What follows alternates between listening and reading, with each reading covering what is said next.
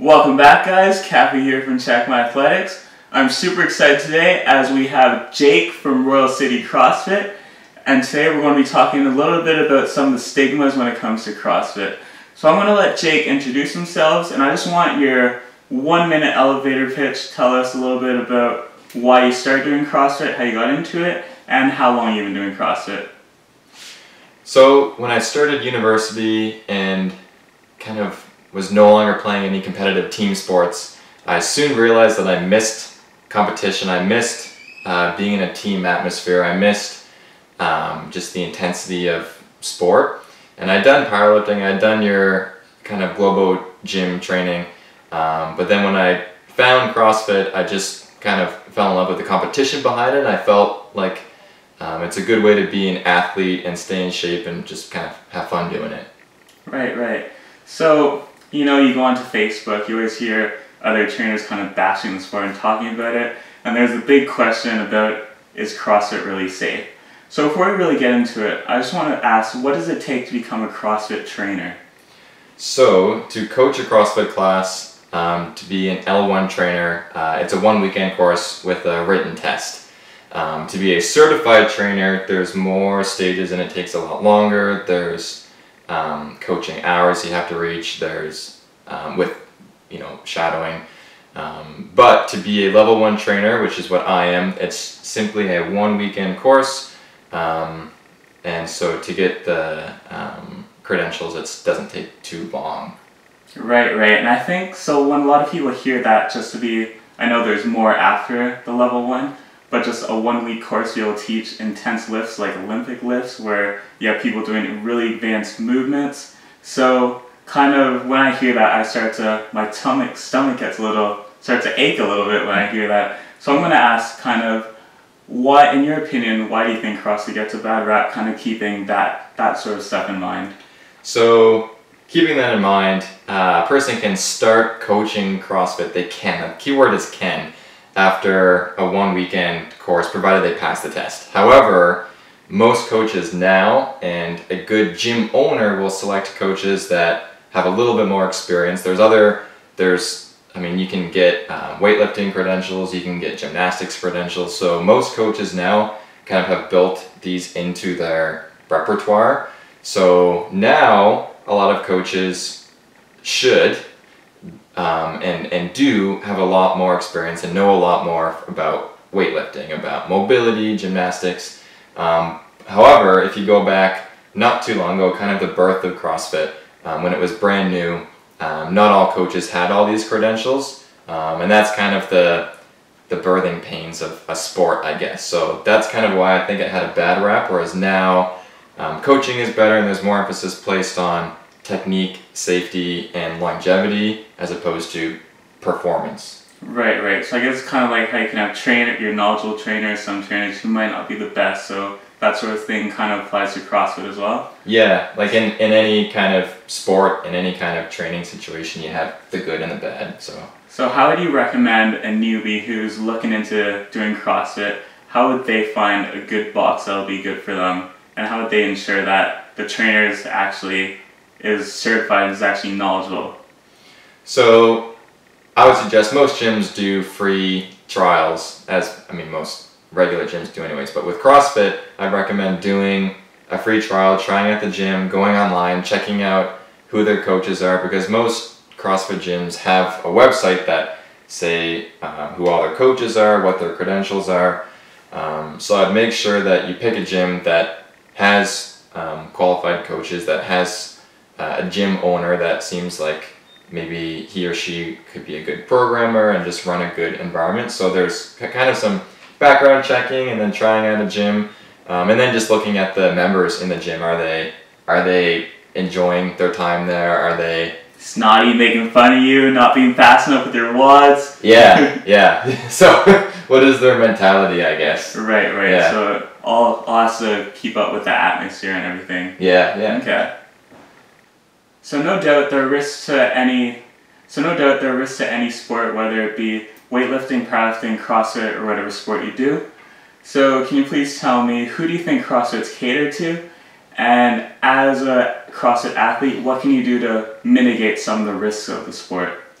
So I think that, this is my own opinion, I think that CrossFit is catered to all types of people from, younger athletes to older people who just want to stay in shape and enjoy it. And I think that the way that they can do that safely through CrossFit is through scaling options. So me as a coach, if an athlete comes in the gym and the workout is snatch, so going from the ground to overhead, an Olympic lift, I wouldn't have them doing snatch until they can show me they can back squat, front squat, overhead squat, deadlift, and then snatch. So following the proper progressions. Following progressions, and then following weight progressions from a broomstick to a barbell to weight. Right. Perfect. Okay. And you probably know this is coming, but I have to ask. So I see those crazy kipping, I don't know if you call them kipping or butterfly pull-ups, and I know there's probably an application, but I just can't wrap my mind around it. Tell me what is going on with those butterfly pull-ups, please. Well, the butterfly pull-up, I guess it comes from CrossFit being initially a sport. So when someone is told to go from dead hang to chin over the bar the easiest way possible, flopping like a fish is the easiest way to do that. That being said, it's a performance skill, and I would not say it's a training skill, although it shows good shoulder mobility and core training. It's more of a competition thing and not a training thing. Right. I can accept that. So you won't see me doing those pull-ups, but I can respect the answer.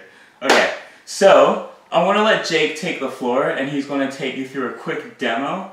And so before you do the demo, maybe quickly explain how kind of the structure of a CrossFit workout. And Jake has the floor. All right, thanks, Cap. Thank you. All right, so if you walk into a CrossFit gym, the way a class normally works is coaches will lead you through a warm-up. So normally it's 10 to 15 minutes of getting the heart rate up, getting your muscles moving, so it's specific for the workout that we're going to be doing. So warm-up followed by the workout, which is either a strength and a shorter workout, like 5 to 10 minutes, or a longer workout, maybe, let's say, 20 to 40 minutes. And by workout, I mean something that gets the heart rate up, and you're moving through maybe a few different movements. Followed by, after that, then you do the post-workout mobility. So we'll do either stretching, smashing, flossing, anything that kind of gets the blood circulating and your muscles relaxed. So in terms of the CrossFit workout, so today I'll give you an example of a little 5 to 10 minute workout. So normally when picking movements for a workout, you want to make sure that they complement each other well. So I'm not going to do a deadlift and a clean because that's posterior. So those don't really complement each other so well. Maybe I'll do a deadlift and a push-up. They're entirely different muscle groups, meaning you can keep the intensity up, you can keep moving, you can keep your heart rate up, and you can still do a bunch of different exercises to work different muscle groups. And that's always, so in CrossFit we're always balancing intensity and safety, and finding the balance is key.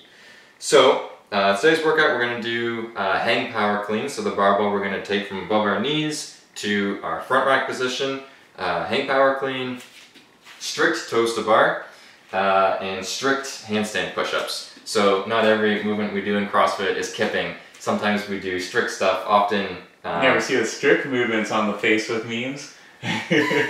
Unfortunately, no. you only get the epic fails. So today we're going to do some strict movements and a little bit of an Olympic lift. So I'll walk you through it quickly. So a hang power clean, the first thing we want to make sure is we're doing the hook grip. So we're wrapping our thumb around the bar first and then squeezing our thumb with our fingertips. And so a hang power clean, we want to make sure our back is super flat, our core is tight, so we take a deep breath low into our belly, push it down so our rib cage is pressing down but our back stays flat. So slight bend the knees, send the hips back, and then I'll do it in slow motion, then the knees go under, and then we extend the hips, pull up, and so it'll look like this. So hips back.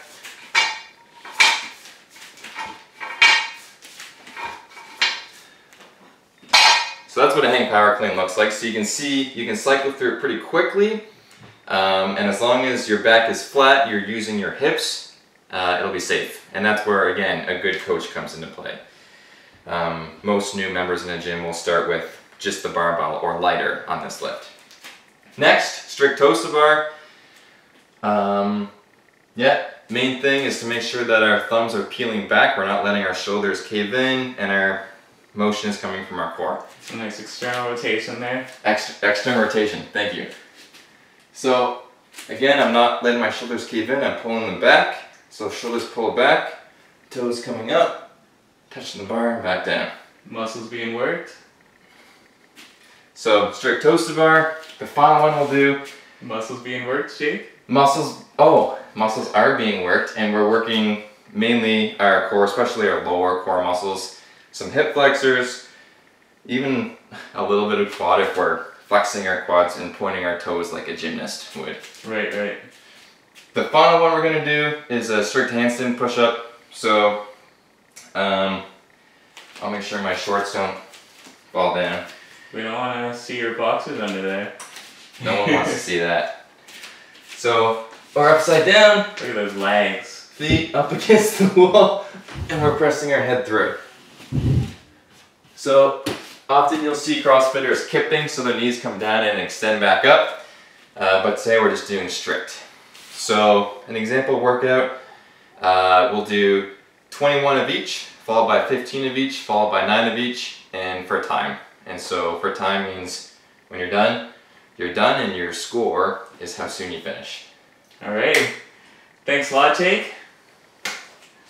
So, thanks for watching, guys. It was a pleasure having Jake in the house today. Maybe next time I'll go into his box. You can take me through a workout, and I'll show him how to really get through one of those workouts. So thanks for watching, guys. For more videos, training tips, and workouts, please subscribe to our channel, check out our website, and I'll catch you next time. Thanks, Gav.